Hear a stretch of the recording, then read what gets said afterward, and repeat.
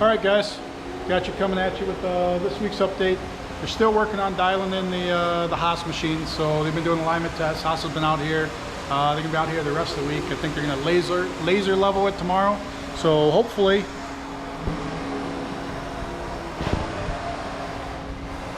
there's gonna be parts in there. If not by the end of this week, then next week. Get you a shot of once it does its rotation, but there you go. It's going to be able to handle pretty big items on there. So, but that's the update on the HAAS. Now on to the update on everything else.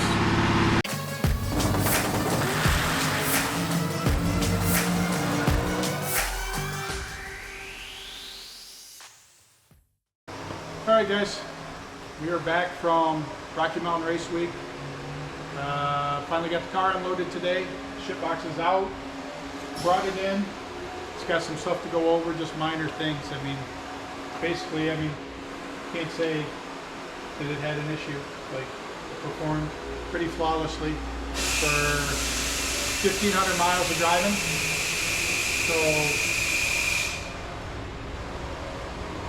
turbo doesn't spin like it used to. We have a new turbo on the way for that. We had a turbo. Justin from Florida overnight us a turbo for the last day. Waited for the FedEx guy, and as soon as it got there, we went to put it in. Well, it wasn't the same, even though it was a V-band mount. It turns out that it was a different front compressor housing, and I didn't know they made two for the 6870, but either way they do. So we have the right one on the way. We should hopefully have that in a few days, and you can put that on there. Other issue we had, which was on Aydan's last pass, was the hood pin coming out or breaking, and that we basically just have to redrill this for large. I mean, you've seen the little cotter pin type deal that we have holding the hood down. I guarantee that is not an NHRA approved clip. So we're going to upgrade that to some bigger clips because we don't want that happening while you're just going down the track. That wouldn't be good. The hole actually is off a little bit. That would have been down a little lower. Then if it did flip up, you'd still have visibility, right? You're gonna have to talk to Richie because he gets totally laid that hole out wrong. So that's what the whole hole is for. But Aydan, your thoughts on being back for a week and a half now from Rocky Mountain Race Week? You look at the camera, you talk to the people. They want to hear what you have to say. So yeah, as he said, no true problems throughout the week. We're throwing the slapping the car together in 2 to 3 weeks. Basically the whole build of the car. Had no issues with it at all. I mean, the turbo broke a little bit, but it's all good. Now it's back though, got some work to do to it. Got to get the new turbo in. Gotta do some, patch up the wiring a little bit, lengthen some wires, shorten some other ones. Want to add some lights to under the hood to be able to see it, working on it at night. Got some new tires for it to put on. Oh, yep. Yeah, it's got the slicks on right now. We ran with the one set of slicks on Rocky Mountain. We wore those out. Got another set of slicks that didn't have many miles, but now that it's back here. Richie had the set of radial street tires for it. You look at how deep that dish is. That's what's kind of crazy cool about this is they sit in the wheel well really well.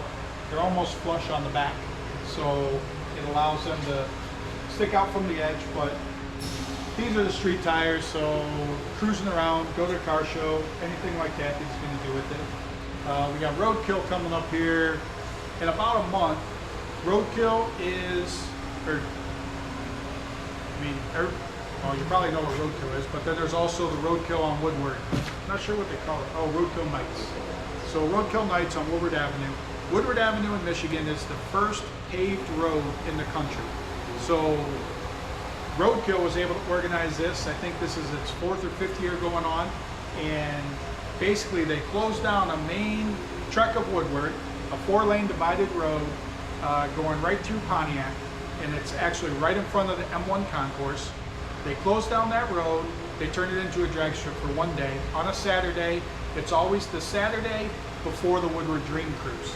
So that's August 14th this year. But for it, there's a couple things. Number one, it's got to be a street car, street legal, street registered, insurance, all of that stuff. It also has to have street legal tires on it, so they have to be DOT tires. QuickTime Pros, these actually have the DOT stamp on them. They do have some tread in them. So these are a street legal tire because of the DOTs. So these are legal for Roadkill Nights. And that's one of the requirements of it, is it has to be a street legal tire. These are the same size tire as we have on there for slicks. These are also a bias ply, so they're essentially a cheater slick because they have the tread pattern in them. But it should be real good for Roadkill Nights. So we'll get that set up on the rims that are on it. So when that comes around, then Aydan's looking at doing that race. This will be his first time, obviously, participating in the Roadkill Nights. Lots of cool cars coming in for that. Lots of good friends will come in for that. We're going to organize the 6 seconds pre-party the night before. We're looking at hopefully Thursday, Lapeer Dragway, which is our local drag strip here. They haven't been able to run on weekdays because of legalities.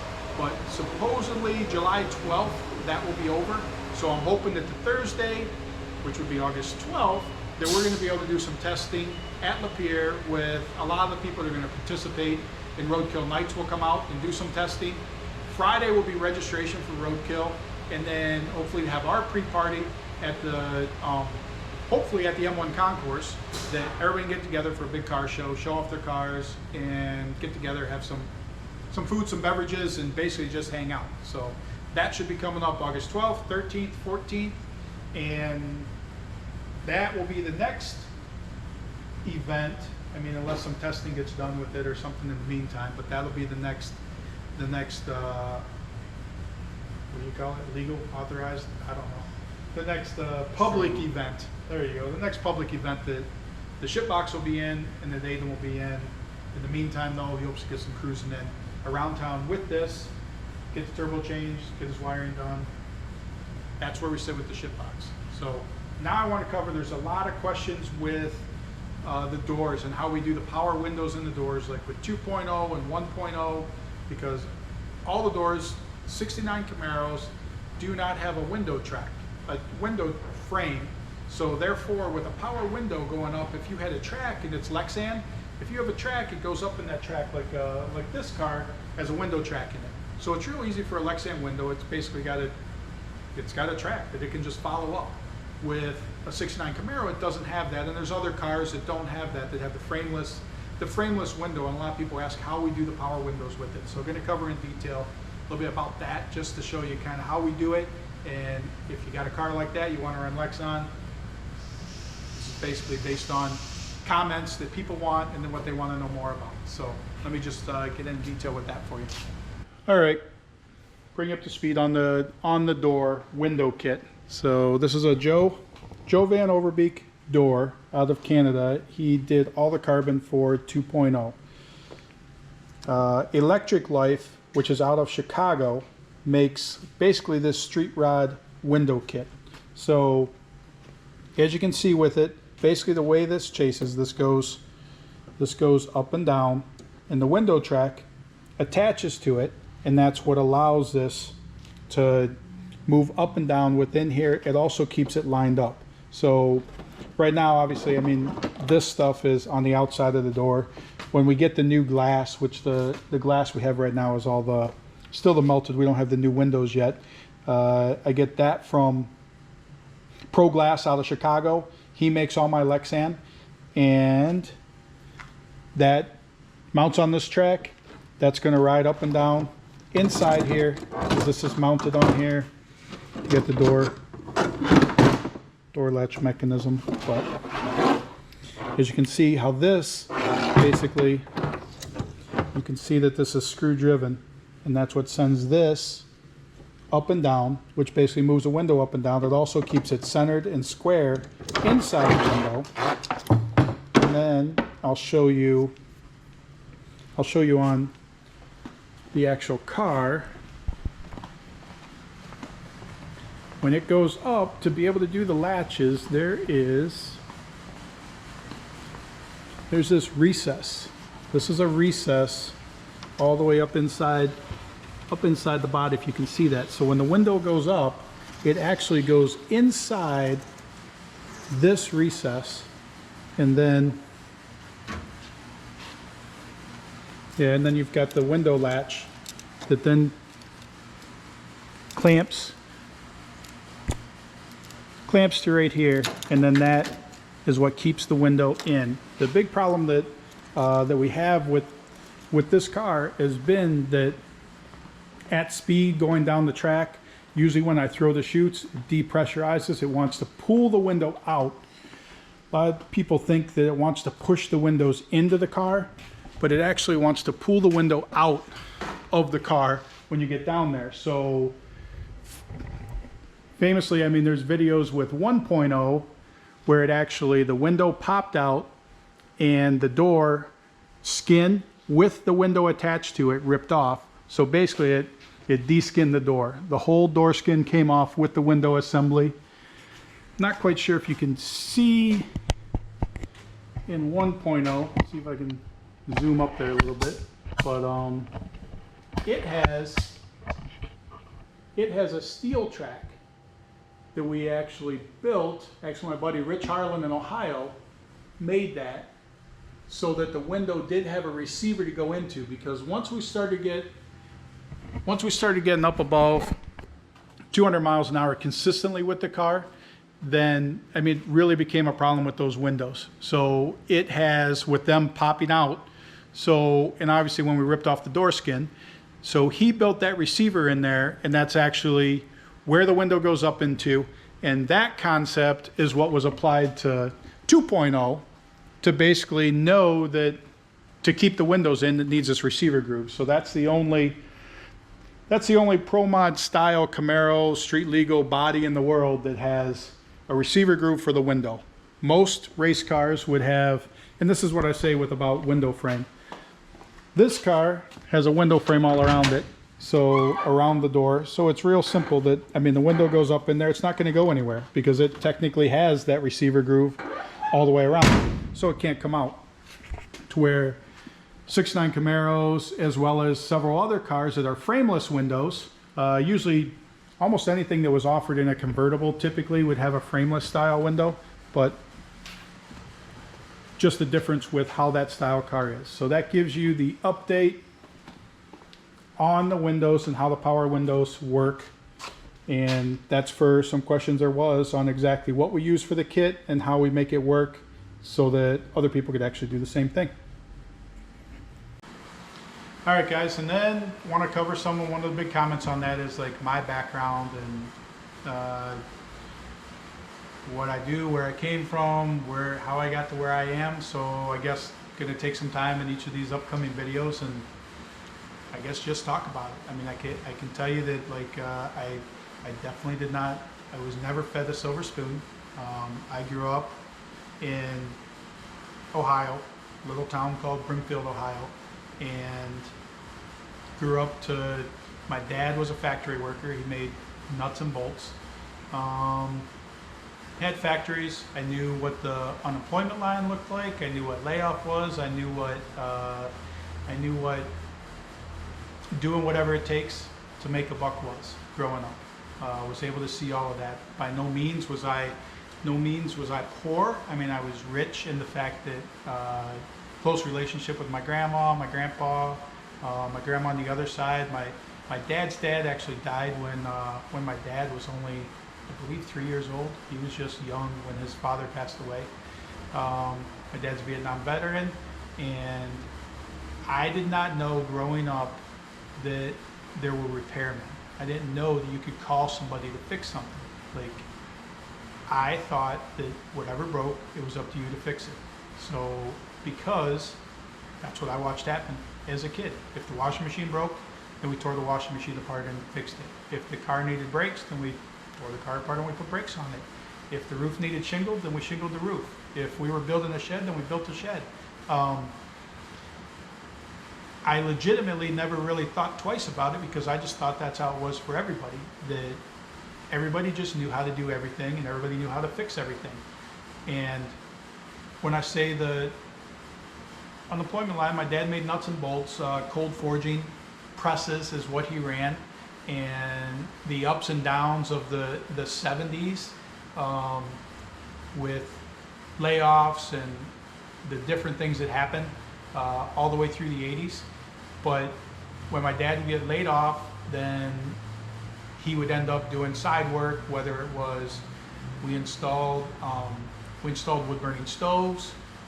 One thing we always did is cut and split wood every summer. We heated with wood.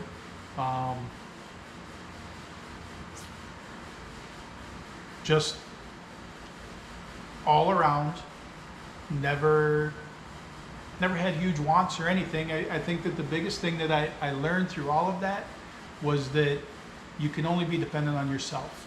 That no matter what happens, ultimately the buck stops with you, so it's up to you to provide for your family. It's up to you to provide for yourself. And that's probably the best lesson that I could have ever learned with it. And I knew at a young age that the one thing I wasn't going to do was work for somebody else where they had control. And I mean control in the way that one day somebody could say, well, you know what, we can't work today because we don't have this order, or we can't work today because of this.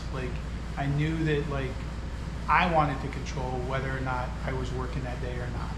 So at a young age, I was 17 years old when I went to work for the summer. I had to say that I was 18 because I answered an ad in a newspaper for a sales position, and it said earn $800 a week, which at the time, minimum wage when I was 16 years old was $3.35 an hour.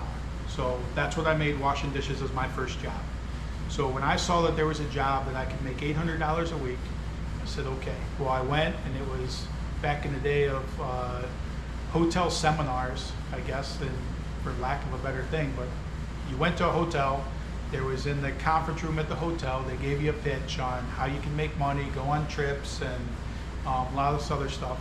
And come to find out with it was Kirby vacuum cleaners. And it was to sell Kirby vacuum cleaners.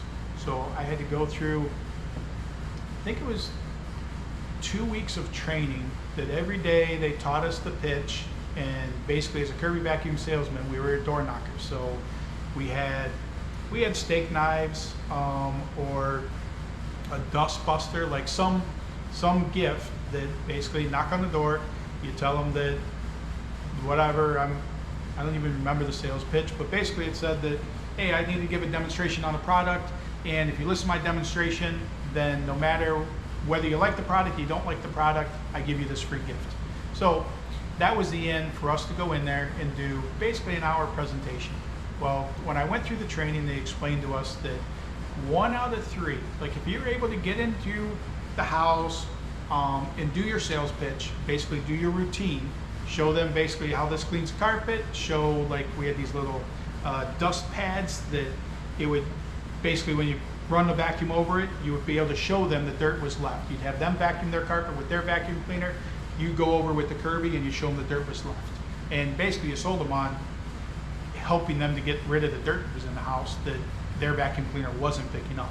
Now, this was at the time a $1,200 vacuum cleaner. So in the late 80s, early 90s, this was a $1,200 investment for a vacuum cleaner. There was a payment plan for it, credit apps, the whole 9 yards. But if you went through the presentation, 1 out of 3 people would purchase, was what we were told in training. So I come out of training and I did my first 18 presentations over the first 2 weeks, and I didn't have one sale. No one signed up for it. So you got 2 weeks of solid, and we were at the shop from 8 in the morning and we went until dark. So basically, call it 8 to 8. And do 2-3 presentations. You're not going to get in the doors. If you were lucky, you'd get to do 2, maybe 3 presentations a day tops. So I went through the course of 2 weeks, enough that the sales manager watched me do a presentation, and I still didn't get any sales. They gave me the spiel on that, and then the owner of the company, Bill Skidmore was his name, and it was he was an old guy at the time, had a place in Florida, and but he went through, watched my presentation, said, yep, you're doing everything correctly. He said, but the numbers never lie. He said, all this time, all my years, the numbers have never lied. So, so I stayed as a trooper, I kept doing it, and sure enough, I think it was my 21st presentation, and I sold my 21st, 22nd, 23rd, 24th, 25th, all 5 of them in a row. So it worked out that I ended up roughly the 1 out of 3 average as I got to 40 presentations. Well, with that, commission on that was $330 was the commission. And why I remember these numbers, I mean, obviously it was important to me back in the day. And I won trips to different places with it, but that's when I learned, and that's where I learned that like everything in life is a numbers game. Like it doesn't matter what those numbers are. If you can figure out the numbers, then it's always going to work. So never dwell in denials. Only relish acceptance. So with anything, failure is a means to an end. And I think that that's what a lot of people miss out on, is that you have to fail to succeed. If you never fail, you never took a risk, you never put yourself out there, and you truly will never be successful. Because unless you learn how to fail, or how to lose, or whatever way you want to call that, unless you truly learn how to accept that as a means to an end and as a learning process, you'll never be successful. And everybody that I've met, everyone that I know in life, has gone through that to truly be successful. So that kind of takes you through that part of it. I guess I'll leave that with that because it's kind of long-winded in talking about it, but I mean, we'll take you through that Kirby vacuum cleaners. I did that for a few years, but everything important that I learned during that time. From the time I was a child, through growing up the way that I did, through my early success selling Kirby vacuum cleaners. But if you want more, I guess you gotta tune in, because we'll get up to speed one of these days, because I mean, that only takes me through 20 years. We still got another 30 years to catch up with. So like, subscribe to the channel, and we'll catch you later. Comment, tell us what you want to see. That's what we're trying to cover, is some of the stuff in the shop you want to know more about. So thanks for watching, guys. All right, guys, just give you an update on Sick the Mag. So if you haven't been to www.sickthemagazine.com, you get over there and check it out. We just got off of Rocky Mountain Race Week, and we got off of the Midwest Drags. That stuff's coming up in the issue. We already have over 650 subscribers to the magazine, which is amazing. That's way more than what we thought. It's going to be a print publication. It is going to be coffee table material. So minimum 128 pages. I mean, this is more like a book than a magazine. Each issue is going to be 2 covers. So basically you flip it over, you read it like a traditional magazine. Halfway through, everything will be upside down. Flip it over the other way, you have another cover. And another, what's half of that? 64 pages minimum of content going that way. So covering in the first issue is going to be Rocky Mountain Race Week, and Midwest Drags will be covered in there. In detail, the object is to cover the cars that participate, like all of them. I've always gotten, or always, but I get plenty of attention when it comes to my cars because they're extreme end.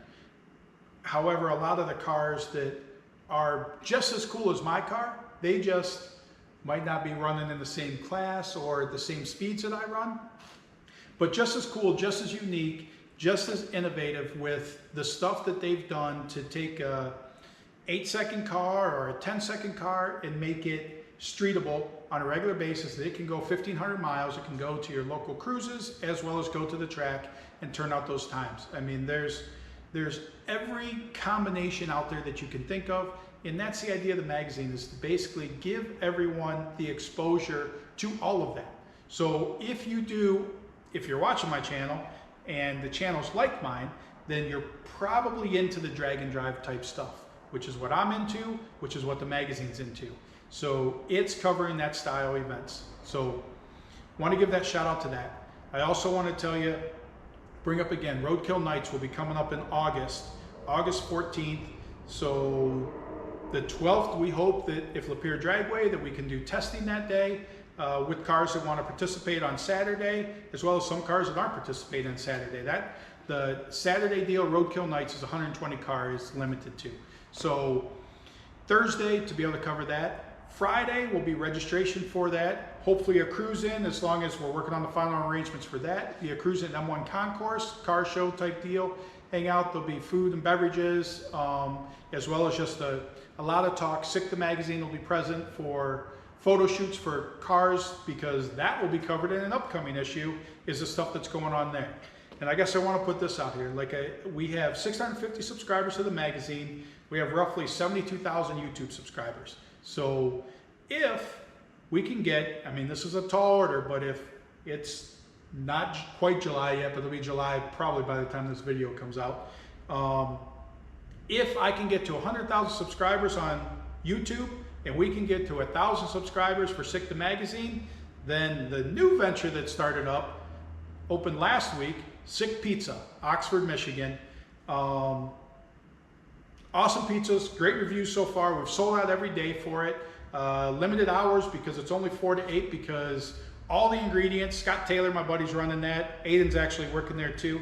And all the ingredients are fresh. None of this stuff, none of it is frozen. So they're cooking the meat, they're cooking the chicken, they're making the dough, they're making, what else you guys making, Aydan? Sauce. The sauce, they make the sauce. Like, it's all from scratch stuff. They make a limited quantity of it every day, and it's been selling out every day. But should we get 100,000 subscribers, we get 1,000 subscribers to the magazine, 100,000 subscribers on YouTube by, I mean, let's say the first week in August, then August 12th, that Thursday, will be a pizza party in the parking lot.